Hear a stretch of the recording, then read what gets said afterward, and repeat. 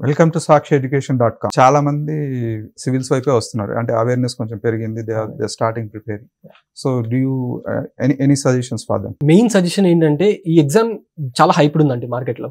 చాలా even Hyderabad market కానీ Delhi market కానీ ఎగ్జామ్ ఈస్ హైప్డ్. ఇంత హైప్ చేసుకొని వెళ్తే మనకు ప్రెషర్ పడతాం. Treat this exam as a simple board exam, ఒక 12th class board exam with good syllabus.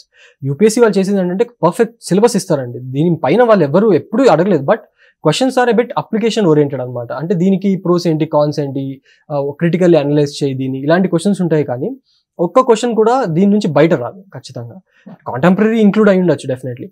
So ఎప్పుడైతే మనం ఆ సిలబస్ని స్టిక్ ఆన్ అయ్యి బేసిక్స్ పర్ఫెక్ట్ అయ్యి, అది ఎన్సీఆర్టీ నుంచి చదువుతావా లేదంటే స్టాండర్డ్ బుక్ నుంచి చదువుతారా అనేది వాళ్ళ ఇష్టం. But stick to basics and don't create hype about this exam.